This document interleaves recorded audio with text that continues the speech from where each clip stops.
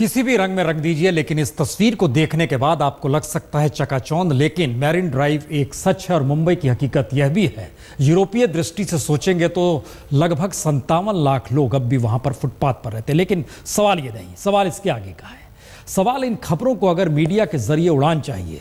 Marine drive 1915 में ऐसा नहीं था, लेकिन जो हालत बुंदेलखंड की आज़ादी के वक्त थी, कमोवेश वैसी ही हालत अगर आज है तो ये दर्द है, सिस्टम का फेल होना है, या फिर सत्ता की उड़ान मीडिया के जरिए चल रही है और उसकी नजर इनायत नहीं होती। क्योंकि संयोग से आज संसद के भीतर बुंदेलखंड के सूखे पर बहस होनी थी, वह भी गुम हो गई।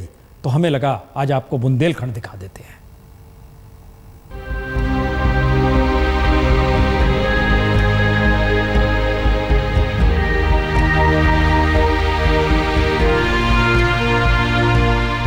यह किसी फिल्म का सीन नहीं, बल्कि देश के उस हिस्से का सच है जहां आजादी के 68 बरस बाद भी जमीन भी पीने का पानी नहीं दे पाती। आसमान से पानी बरस जाए तो जिंदगी जलती है, वरना जिंदगी पर भारी ऐसे कुओं पर जिंदगी की आस आकर टिक जाती है। और इन सब के बीच गुस्सा चरम पर रहता है।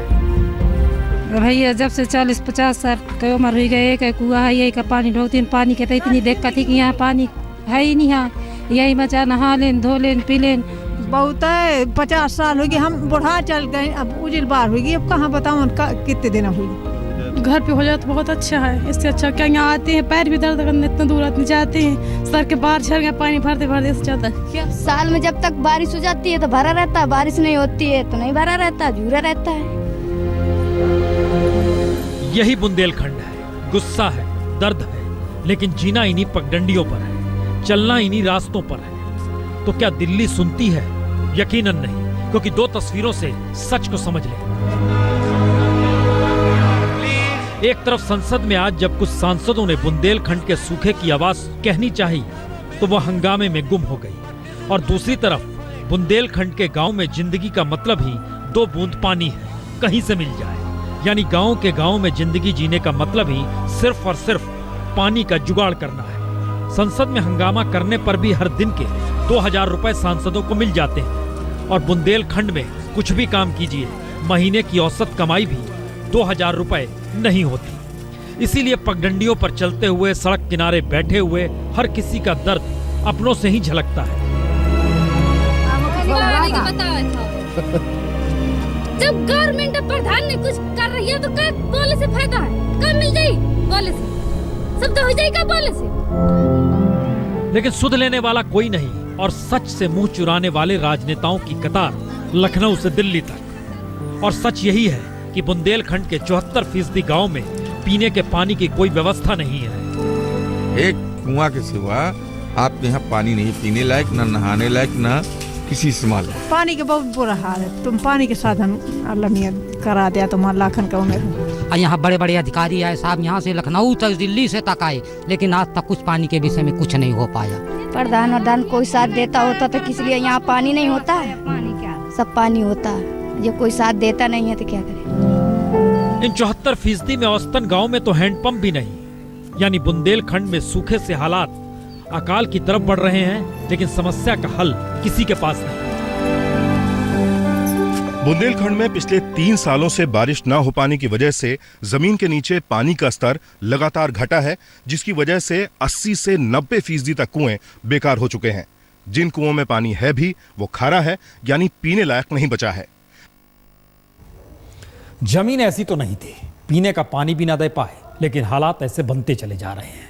इन हालातों से इतर यूपी, फिर बिहार की हालत भी अच्छी नहीं है। लेकिन वहां पर अगर मंत्री को लगता है कि एक बंगला बने न्यारा, तो इसका मतलब क्या है?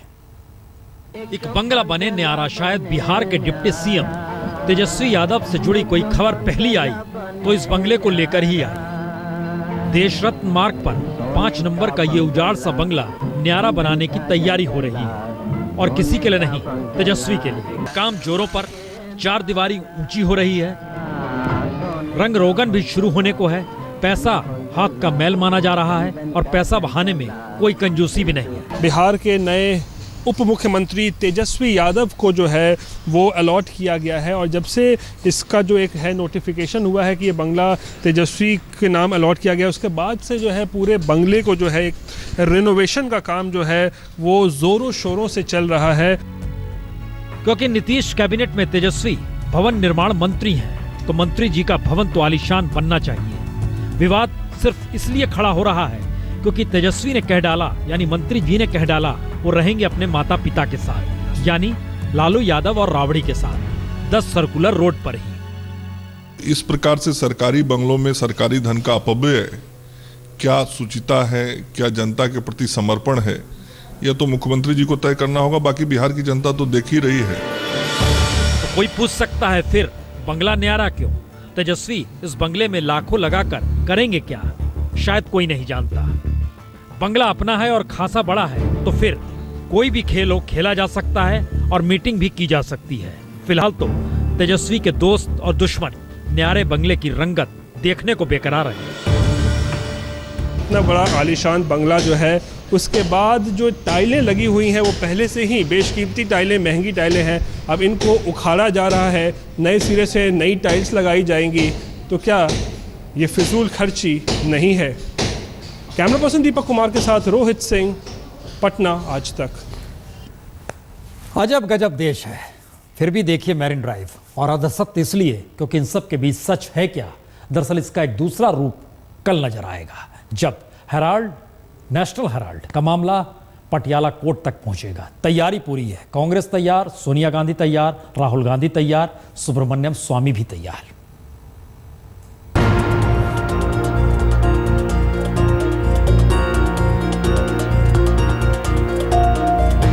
हमने पूछा क्या कल आप कोर्ट में पेश होने जा रही हैं? सोनिया का जवाब था जरूर। तो सोनिया गांधी तैयार है, राहुल गांधी तैयार है और कांग्रेस भी तैयार है। और यह तैयारी बताती है कि नेशनल हेराल्ड मामले को कांग्रेस राजनीतिक धार देने को तैयार है। इसीलिए पटियाला कोर्ट तक कांग्रेसी कार्यकर्ताओं को जाने की इजाजत नहीं है। लेकिन कार्यकर्ता ही नहीं बल्कि तमाम एआईसीसी सदस्यों को दोपहर 12:30 बजे 24 अकबर रोड यानी कांग्रेस मुख्यालय पहुंचने का निर्देश जारी किया जा चुका है। यानी एक तरफ पटियाला कोर्ट में मेट्रोपॉलिटन मजिस्ट्रेट लवलीन की अदालत में जब सोनिया गांधी और राहुल गांधी पहुंचेंगे, तो दूसरी तरफ 24 अकबर रोड की धड़कनें तेज होंगी। मजिस्ट्रेट सबसे पहले सभी आरोपियों के नाम पुकारेगी और सभी की मौजूदगी सुनिश्चित करेगी। कि कोई आरोपी गैर मौजूद हो तो बचाव पक्ष 1 दिन की छूट मांग सकता है, जिसे मानना या खारिज करना जज के हाथ में होता है। जाहिर है कोर्ट खचाखच भरी होगी, सबकी निगाहें जज साहिबा पर होंगी जरूर, लेकिन नजरें तो राहुल सोनिया पर ही टिकी होंगी। और सुब्रमण्यम स्वामी के मन की माने तो हर मन में सवाल होगा कि क्या राहुल सोनिया को कोर्ट से जेल जाना पड़ सकता है? I am in charge of National Herald. Even the Prime Minister cannot tell me what to do. Understand? I will not let go. I'll send them to jail. Till that time I will not rest. दरअसल court सबसे पहले शिकायतकर्ता सुब्रमण्यम स्वामी से मामले में आरोप लगाने लायक सबूत पेश करने को कहेगी। और इस बात की बहुत कम संभावना है कि सबूतों की रिकॉर्डिंग कोर्ट शनिवार को ही शुरू कर दे। बहुत मुमकिन है कोर्ट अगली तारीख तय करेगी। कोर्ट शिकायतकर्ता से आरोपियों को वो दस्तावेज मुहैया कराने के लिए भी कहेगी जिसके आधार पर केस बनाया जा रहा है। अगली तारीख तय करते हुए कोर्ट सभी आरोपियों से हाजिर रहने का निर्देश देगी। बचाव पक्ष छूट के लिए याचिका भी दे सकता है, जिसे स्वीकार करना या ना करना कोर्ट के हाथ में होगा। और इस बात की संभावना बहुत कम है कि कोर्ट आरोपियों को सीधे जेल भेजे। शिकायतकर्ता भले कहे कि आरोपी सबूतों से छेड़छाड़ कर सकते हैं, लिहाजा मुश्किल है कि क्या जेल जाएं। मुश्किल यह है कि इसके बाद सियासत धारदार हो जाए। और इन सब के बीच माना यह भी जा रहा है नेशनल हेराल्ड के बाद कांग्रेस के निशाने पर भी अरुण जेटली आ जाएंगे। ध्यान दीजिए, केजरीवाल ने कटघरे में खड़ा किया, अब सबकी निगाहें पहुंच गई हैं कीर्ति आजाद की तरफ। कीर्ति आजाद प्रेस कॉन्फ्रेंस रविवार को ना करें, इसके लिए पहले रामलाल, उसके बाद बीजेपी अध्यक्ष अमित शाह आ गए। लेकिन कीर्ति आजाद अड़े हुए हैं कि जी नहीं, हम प्रेस कॉन्फ्रेंस करेंगे। वो प्रेस कॉन्फ्रेंस करते हैं, मुद्दों को सामने रखते हैं, तो अगला सवाल यही है क्या केजरीवाल इसके बाद तुरंत जांच के आदेश दे देंगे, यानी किसी जज को बैठा देंगे जांच के लिए। ये सारी स्थितियां फंसी हुई हैं कीर्ति आजाद के प्रेस कॉन्फ्रेंस को लेकर। लेकिन भाई इन सब के बीच चूंकि अर्धसत्य का जिक्र हो रहा है तो निर्भया का जिक्र करना होगा। 3 बरस बाद भी हालात जस के तस। थी कि अगर हाई कोर्ट ने इसमें इंटरफेयर किया है तो शायद कुछ अच्छा फैसला आए, लेकिन यहाँ से भी मुझे निराशा मिली। सारे देश को सेटबैक हुआ है। पूरे हमारे दिल्ली की सड़कों पे फिर आतंक फैलने वाला है 20 तारीख के बाद। No, I would blame the Rajya Sabha for not passing the law. No, whoever's holding it up in the Rajya Sabha should be responsible. Nirbhaya gang rape के नाबालिग आरोपी की रिहाई पर रोक से पहले दिल्ली हाईकोर्ट ने इनकार किया तो दुखी माँ बाप समझ नहीं पाए प्रतिक्रिया दें तो क्या दें। सामाजिक कार्यकर्ता ने हर बार की तरह लड़ाई जारी रखने का ऐलान किया तो राजनेता ये कहने से नहीं चूके कि राज्यसभा में अटका बिल जल्द से जल्द पास होना चाहिए। लेकिन यह जवाब कोई नहीं दे पा रहा कि निर्भया का दोषी जब भी रिहा होगा तो उसके सही रास्ते पर चलने की गारंटी कौन ले सकता है। राज्यसभा में अटका बिल 3 बरस से क्यों पास नहीं हो पा रहा? आखिर क्यों निर्भया हादसे के बाद भी बलात्कार की घटनाएं कम नहीं हुई, बल्कि हर 15 मिनट पर इस देश में एक रेप हो रहा है? और तो और 24% मामलों में ही आरोपी को सजा हो पाती है, 50% मामलों में तो FIR तक दर्ज नहीं होती। और निर्भया के वक्त जिस दरिंदगी को देश ने महसूस किया वो हर चौथे दिन नए रूप में सामने आती है, जब कहीं किसी दोदमुही बच्ची से रेप की खबर सुनकर रोंगटे खड़े हो जाते हैं। आज ही हैदराबाद से CCTV फुटेज आया जिसमें 45 साल का एक शख्स 4 बरस की बच्ची के साथ दुष्कर्म करते देखा गया। उसके बाद उसकी गिरफ्तारी हुई। तो सवाल सिर्फ निर्भया हादसे के आरोपी का भी नहीं,